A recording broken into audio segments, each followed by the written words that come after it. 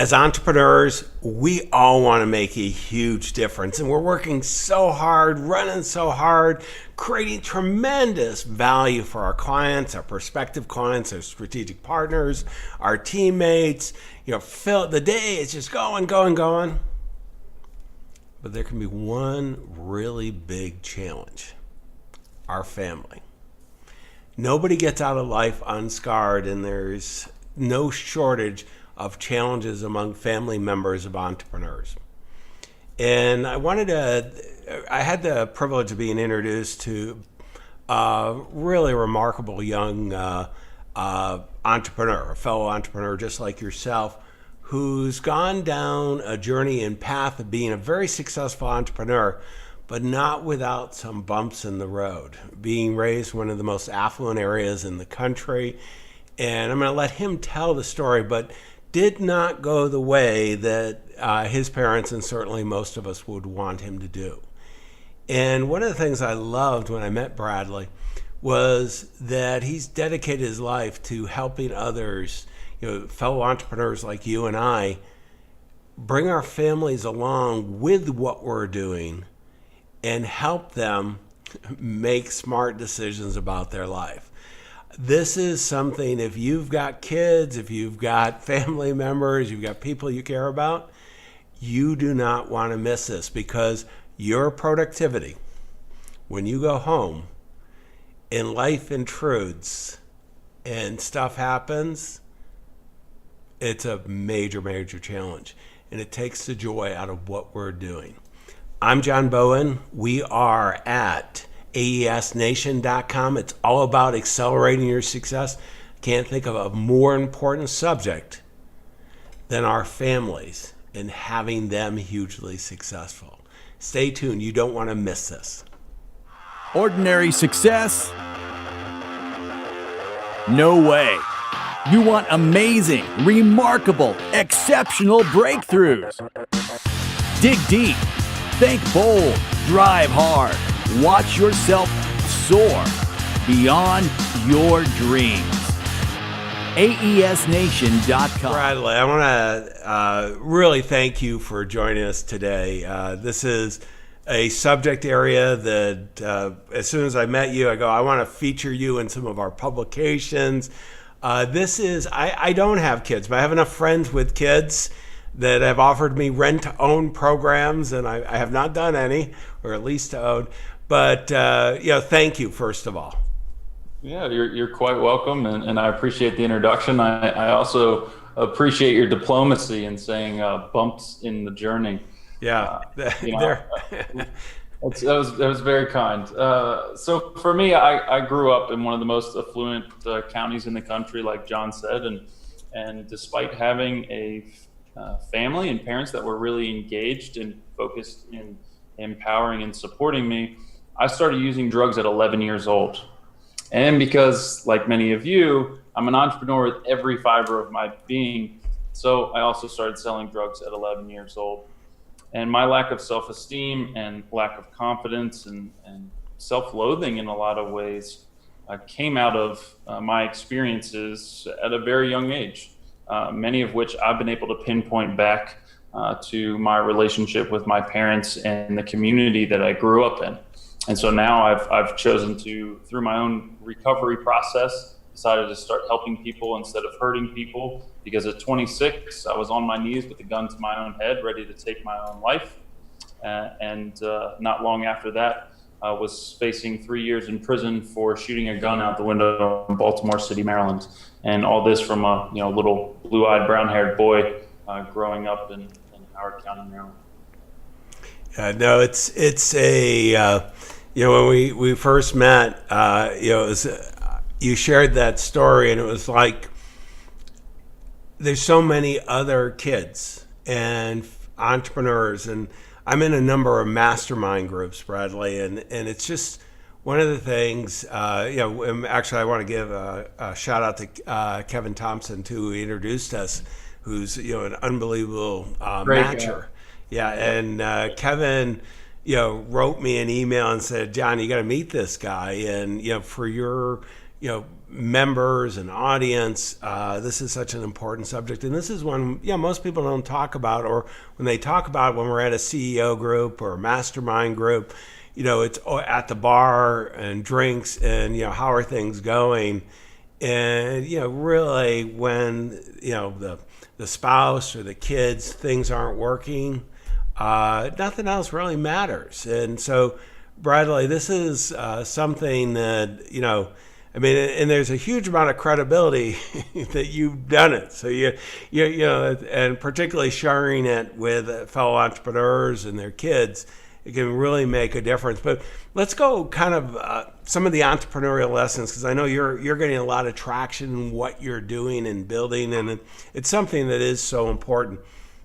One of the things, I'm in Silicon Valley, so we always talk about pivoting, but you talk about adapting and pivoting. And when I think of the life lessons learned as a fellow entrepreneur, tell me what you mean by that. So when I speak about pivoting and adapting, and to preface this, a lot of the things that I do, and one of the reasons in just 2 short years since I started the business, I've spoken all over the world. I've worked with Inc. 50 founders, Fortune 10 executives, and even a royal family in the Middle East, which to me is still mind-blowing. But the reason so many of these, especially the business folks, are connecting with what I'm doing is I very often speak in parallels to business. And so that parallel in business with family makes it easier and more relatable for folks to understand that work in that world, especially entrepreneurs. So that being said, to pivot and adapt, if you look at 300 years ago, if someone had came to you and said, you know what, as an entrepreneur, you need to have a business plan. Keep in mind, you're the only mason or blacksmith or cobbler in your whole community. You're going to look at that person like they're crazy. Fast forward, now if you don't have some form of business plan, people are going to look at you like you're crazy. The market's changed, the economy's changed, this idea of a global economy, lower barriers to entry, all these things have changed the need to be very intentional and have a plan. And what we've proposed here at Rich Legacy is the idea that family has become no different. 50 or 100 years ago, you might not needed a business plan, or as we call it, a family plan for your family, because you had a tribe of people that were supporting you in raising your children. There was more of a respect for work-life balance and what that looked like in the culture. Not to mention, you didn't have the internet trying to undermine every value and life skill and important characteristics and character traits you want to instill in your children at every second of the day through whether it's social media or just the filth that's online. So times have changed. And so to pivot and adapt and start looking at your family with a similar lens and say, what are my goals? What are my missions? What is my mission? What are the vision? What are the values? What are the goals for my family? And it's just incredibly powerful. Yeah, it's one of the things that we see, Bradley. We do a lot of work with the family offices and the super rich, people with 500 million or more of net worth. And what we've found is many of them are doing this. They have a kind of family governance. They bring their group together, create mission, value statements, and really get the family involved. And I'd be the last one to say that solves every problem, but it certainly goes a long way toward opening the communication. And by doing that, in today's world, so many people feel so alienated, and particularly if your parents are really successful, they're high profile in the community or maybe globally, that can make such a big difference. And so often, some of us who aren't in that super rich category, we really have the same challenges, but we don't have the same resources. And that's where I got excited about what you're doing, and coming together. And one of the things when we were talking about this, we talked about the process of assessment, action, and accountability. So it's one thing, okay, we're going to get together, everybody together. Oftentimes we're going to bring somebody in to facilitate this meeting, because if it's much like the CEO shouldn't lead the meetings, because the dominant position. Well, the same in the family. Whoever the leader of the family shouldn't really do it. You want to facilitate and make sure everybody's heard. But how do you use this process you have, the assessment, action and accountability to kind of make all this come together? Well, just like in business, those three elements are critical. But for us, what we've seen in families is the idea of trying to put a plan into place when we don't have a clear understanding of where the family is a waste of everyone's time. And we know that's the most precious commodity we're working with when we're working with these high-performing and affluent families. So we're really specific around what are the unique needs of the family in terms of their relationships or their communication or the leadership styles, the personality types within the family, all these sort of variables that very quickly determine how we're going to put together a plan, which would be the action component, that they're going to get really clear on what those goals are. A big thing that we're going to look at that you're probably not going to find in a traditional family office setting where they might do mission, vision, values are going to be really life skills specific goal setting. So what is the character trait or life skill you're going to work on as an individual or as a family for this quarter? Maybe mindfulness, maybe exercise, maybe nutrition, communication, whatever it may be. But if you choose just one of these each quarter, over time, they really begin to add up and start to shape and sculpt and mold some really impressive young people that are empowered to take on and cope with the inherent pressures that exist in these families, because you're actually twice as likely to struggle from depression or anxiety as an adolescent if you're in an affluent family, which to me is just mind-blowing. Right? It's absolutely mind-blowing that that's the case. Yeah, it's amazing. We think of with the affluence, that's going to solve problems. But my experience is whatever challenges you have, the more money you pour in, it's kind of like gasoline on fire. I got to tell you, Bradley, one of the things that jumps out, and I've been in some of those meetings, and I've had this conversation with my fellow entrepreneurs. I'm saying you should bring everybody together. And as I'm saying that, I can see the moment of panic that, no, I don't want to do that. And I want to highlight one of the things you said is, this one meeting isn't going to solve everything. No. This is just part of the journey. And, you mentioned working on one thing at a time. You can pick some easy things to get momentum going, but how do you overcome that? Because, I've sat with enough entrepreneurs at bars and family stuff has come up, and I share what, the family offices are doing, and they go, oh, that's good for them. Okay, let's have another drink. Sure. Well, it brings up a good point too, is the accountability piece, because it's easy to move family down the list in terms of importance. And it's just a natural thing that virtually, not everyone, but almost everyone does, because there's this feeling that family will always be there. But kids, they grow up and that relationship is very much solidified before they leave the home, if not sooner. So there's this fleeting moment in time, and you really have to put some meaningful effort to this and change that dynamic. So when it comes to motivating people, though, another thing that we've talked about, John, is this concept of easy, hard, hard, easy. And when I was in a wilderness treatment program, I spent 3 months in the woods. It's the best thing I ever did, saved my life as far as I'm concerned. One of the things I learned from one of the guides there was this concept of easy, hard, hard, easy. He said, you know what? You can not take care of your feet while you're out here hiking all the time. We were doing 5 to 10 miles a day with full packs. If you don't take care of your feet, because, let's face it, it's a little more difficult to bend down there and do all that. You're tired, keep your feet dry, all these things. It's going to be really hard in the long run, because you're going to get blisters, you're going to get sore, and then every one of those miles is going to hurt like hell.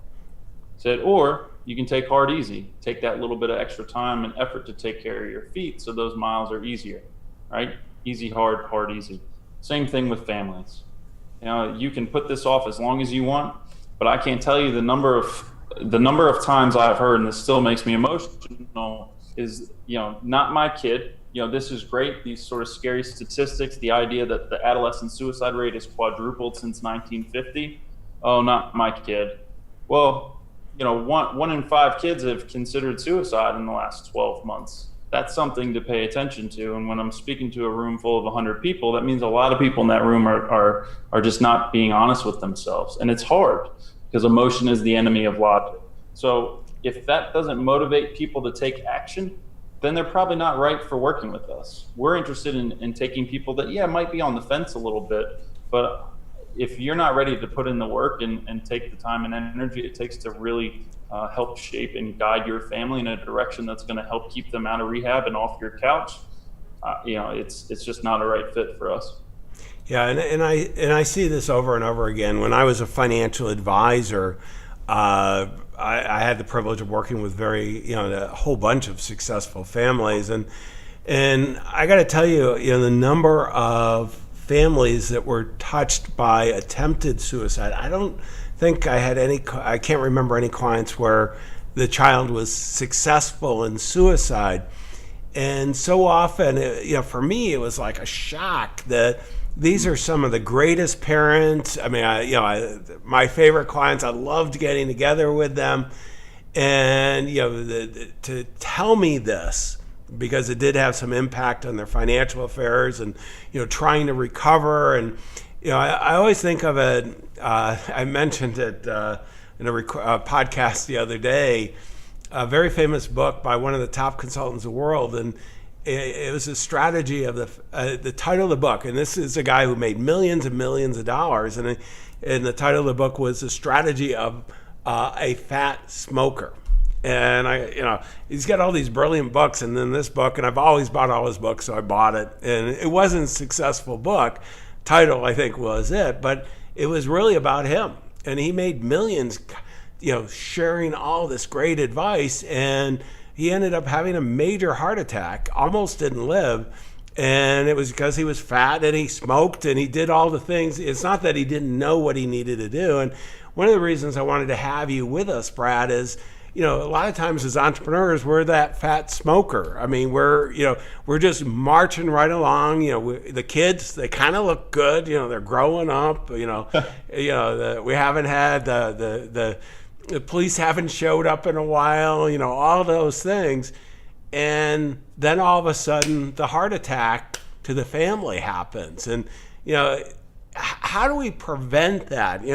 I know we can quit smoking, we can start exercising more, great nutrition, but the kids aren't that easy to do that.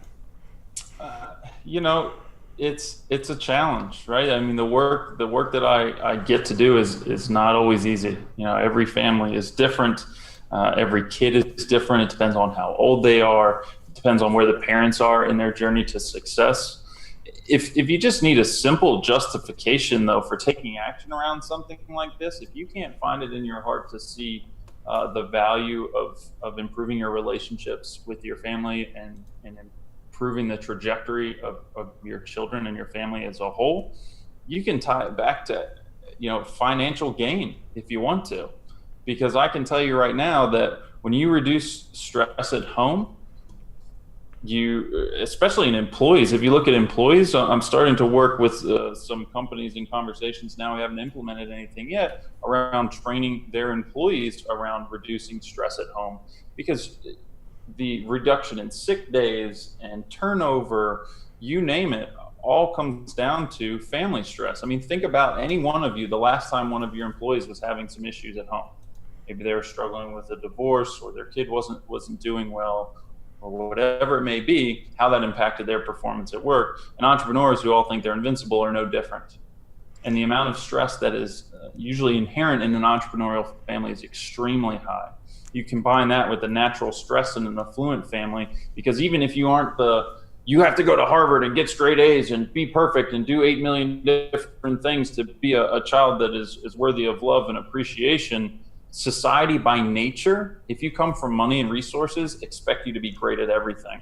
And so the children internalize that and have this huge weight to bear, throughout their entire life that they often struggle to deal with.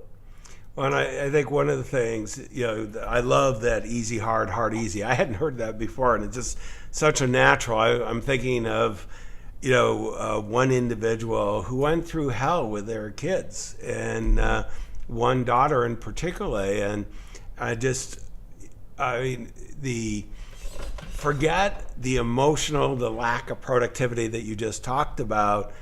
I'm going to guess they spent somewhere around $400,000 on various rehab programs along the way. And really, if we include all the hard costs, forgetting the emotional part, it was millions of dollars. And I can, as I'm going through, as we're talking, Bradley, I didn't prepare for this part, to name names or anything. But I'm just going over and over and over and over. And this is where, we can deal with it now or we can deal with it later. I'm thinking of the old commercial with oil filters or air filters for cars. You could pay me now or pay me later. And, with the one's a few dollars, the other is replace the engine. And, and it's not as easy as that with families. And because of that, we tend to put it off and put it off. I mean, when should we start on this? The sooner the better. I mean, you can think of it as insurance, and very astutely said, John, $400,000 is not an unheard of number by any stretch when it comes to treatment. Treatment, especially good treatment, is extremely expensive.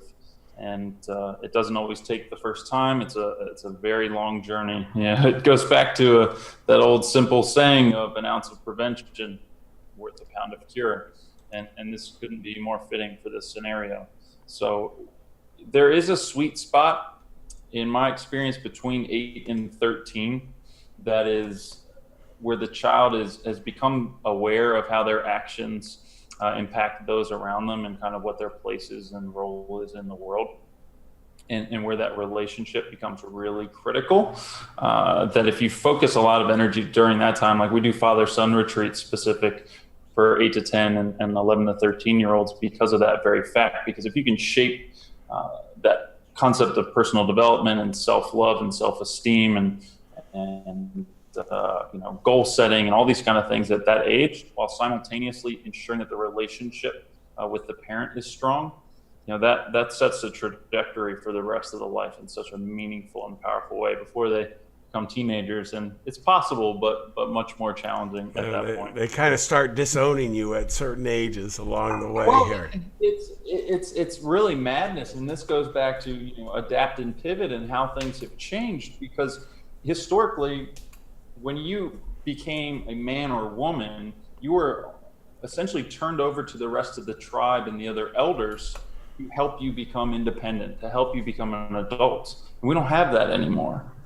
So we're, if anything, more siloed and disconnected than ever. If somebody talks to someone else's kid or tries to tell them how to do something or not do something, very often there's an argument, or don't talk to my kid like that.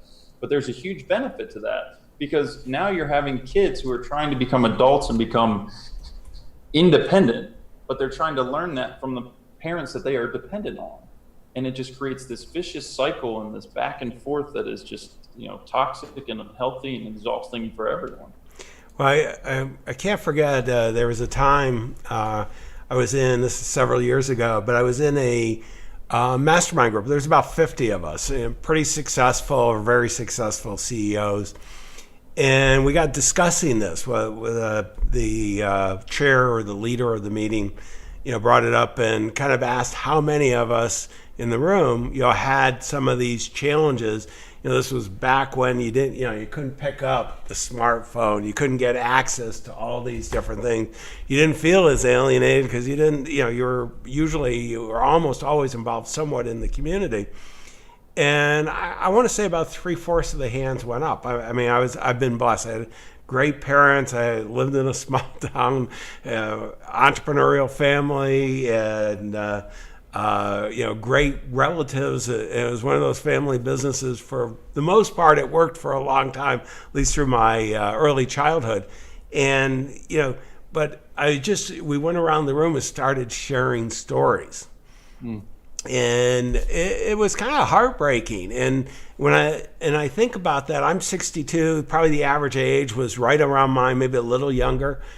In today's world, the fast pace with all the things going on, it's a wonder that any of us aren't, totally dysfunctional. And then again, as you shoot in money and access, and and as you said, this is one of the craziest things, because you're a rich kid, it's assumed that you're more talented, which, there's not a high correlation with, because you're coming from an affluent family, that you certainly have some advantages, but it's not necessarily the genetic kind type thing.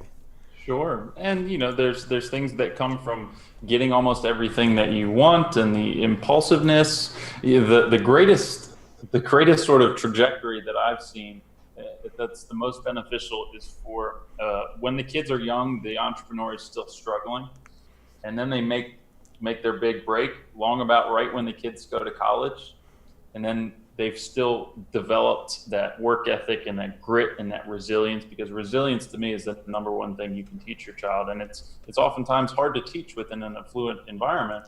But if you can teach your kids those things, and then all of a sudden you have the resources when they hit college to support them in exploring all these things and the connections that go with having money, that seems to be the magic recipe, which, you can't necessarily create that. So you work with what you have.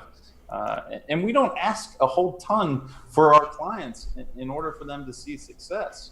I mean, we're big on doing an annual family retreat, which we help facilitate, or just doing a quarterly one-on-one with each kid, even if it's just a few hours of dedicated time, uninterrupted, right, where you're really focused and engaged in something you put on the calendar, plan ahead for, and we build in the life skills element. So what are the logistics? Depending on how old they are, how are we going to get there? What's the budget? What are we going to eat? What are we going to do? Okay, surprise, we've just cut the budget by 20%. How are we going to pivot and adapt and do something differently here? Or how much would it cost, or how many hours would it take at minimum wage to be able to have an experience like this? What are the taxes on something like this? And it just evolves as they get older. And it's, that's not asking a whole lot of folks, but it makes a world of difference. It'll save you that $400,000 to several $1 million, and ensure a strong relationship that you're going to have with your kid for the rest of your life. To me, that's a small investment.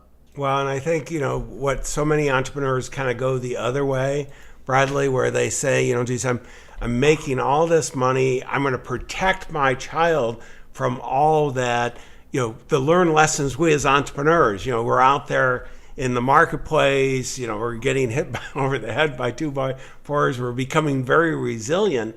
They don't have to be. It's very easy with money to insulate people and our children, and we want to give them every advantage. Well, we set them up for failure, and I want to go into kind of how do we get our kids? It's one thing for us to want to do this. How do we get the kids to take ownership of this process as well and really want to play a role in it? So it starts small. I'll go through this quickly. We have 5 principles at Rich Legacy that most everything we do centers around in some way, shape, or form. The first one is connection. That being said, it's similar to a sales process, right? If you don't have connection, trust, and rapport with a prospect, you're not getting anywhere in that sales process.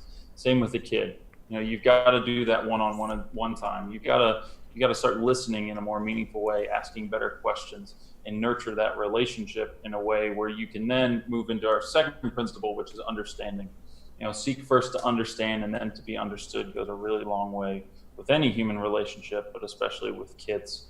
The third one is balancing and looking for those opportunities to give options and collaborate. That ties into exactly what you're asking of getting some ownership, right? If it's my idea, get out of my way. I'm going to make it happen. If it's your idea, I'll get around to it. Kids are no different. So how do you get more creative and get that buy-in from them? And then influencing is the next principle, and it's about that leadership piece. How are you inspiring your kids and your family to take action versus making a command? And a lot of that is role modeling. And also this idea of ownership and balancing and getting them to buy in and be part of the process. And then empowering is to go to your point, John, is all about letting them fail. We use the analogy of a bicycle. Think about all the things you learn from learning how to ride a bike. You learn that you can fall down and get back up again. You learn that if you go too fast around that corner, that you're going to fall and it's going to hurt. So you learn boundaries. You learn the independence and freedom of being able to just hop on that thing and go. And you learn all these things. But if you never get a chance to ride that bike, if your parents never take the training wheels off the back, if they've never let go of the back of that bike seat, you see a 40-year-old man riding down the road and their mom's hanging onto the back of that bike seat to keep them upright, you're going to be concerned. But that's essentially what's happening with kids these days. And it's understandable, the fear that is instilled in our media and everywhere that you turn, that something horrible is going to happen. Yeah, it's understandable. Well, I do still have that scar on my knee from my first bike ride without training wheels. So, but I lived. And it's so funny going out and really going through this process. And I'm big on leading a life so that we're successful on purpose. And this is why I wanted to have you on, Bradley. Is that so often as entrepreneurs, we build these great businesses. Everybody looks around like, wow, how successful they are. And then you look back to see if your family's still there. They're not. The spouse isn't there. The kids aren't there. All that you were building the business for everyone else, we don't want that to happen. And that really, really makes a difference.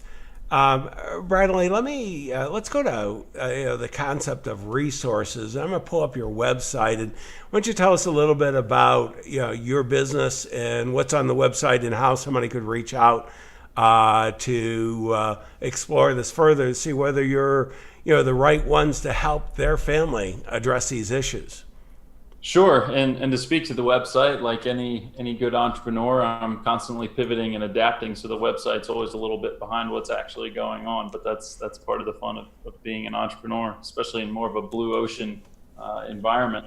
But so we're all about helping entrepreneurs to empower their kids, to really deepen their connection and relationship, improve their communication, improve their goal setting, really get everyone on the same page and do it in a way that's relatable for the entrepreneur as well as fun for the kids and for the spouse. And we do that through private family retreats. We do it through father-son retreats. Father-daughter retreats are in the works. And then we also do private family coaching to help increase that accountability for folks after they've done a private family retreat or a father-son retreat to just continue on that journey, because again, it's easy to move this down the list in terms of the priorities, despite knowing in your gut and in your heart how important it is. Well, and one of the things that really came out for me, and seeing families that actually have been proactive on this, is there's a difference between quantity and quality. Spending some time sitting on the TV watching a baseball game with your son, or a soccer match maybe with your daughter, not a very high. And creating some of these events where they're driving it. I mean, the response I'm hearing from my fellow entrepreneurs coming back, and it doesn't take that much to really move the needle a lot. No, and that's I love that you brought that up, because so many entrepreneurs I work with, they get genuinely excited about that because they love their business, they're passionate about it. It's a huge part of what moves them, right? They love momentum. And when it comes to this family stuff, like I said, we're talking about five events a year, depending on how many kids you have. We'll call it 10, right? To take that quality time is way more important than quantity. I mean, they've even done studies that support that quality of time is more important than quantity when it comes to kids. And every entrepreneur I say that to is like, really? Can you tell my wife that? Can you tell my husband that? Please tell them that. So it's amazing how much you can accomplish and do, and how quickly you can start to see changes just by taking some of these steps. Well, and I've had the opportunity with some of the guys that I've worked with, where they're worked with family groups like yours, Bradley, and they've they've done these events with kids, and I'm meeting the kids after, and they're talking about how they changed their lives, and they're really taking ownership, and and it's, I'll tell you, it's really amazing just as a bystander watching this and seeing a difference. But let me go to kind of key takeaways. There's so many lessons. I'm going to just go, I love the easy, hard, hard, easy. If nothing else from this, I want to motivate you to take action. whether it's with Bradley's firm or somebody else, or you decide you're going to try to do it on your own, which I'm going to recommend really strongly not to do it, even though everyone is entrepreneurs, we're tough, and we can make it happen. But having somebody provide a little framework and guidance, this can change the world. There's nothing more powerful than coming home to an extremely happy family after a challenging day at the office. And, nothing's going to happen immediately, but you can put it on the path. You can avoid the $500,000 in rehab fees. You can, not have to visit any jails along the way. There's so many things. And what happens is it's going to make a huge difference in everybody's life. So take the assessment, the action, hold everybody accountable, make sure that there is that ownership on the child side. You want to work with people who can help and really professionally facilitate this. Bradley, I want to thank you again. This has been phenomenal. Well done, and wish you the best of continued success. Also, for everyone, aesnation.com. We'll have Bradley's links if you want to reach out and connect with him, as well as the website, the whole transcript of everything, and all the show notes. Remember, I always end these on your clients, your future clients, and your strategic partners. They're counting on you. Don't let them down. I should be adding the family. You should be too. This is the most important part. This is, the people whenever we survey entrepreneurs, we ask them why they're doing what they're doing. It's not about the money. It's the people they love, the causes they care about, and making a difference in the world in that order. Let's take care of the people we love. We wish you all the best. Exceptional, remarkable breakthroughs. aesnation.com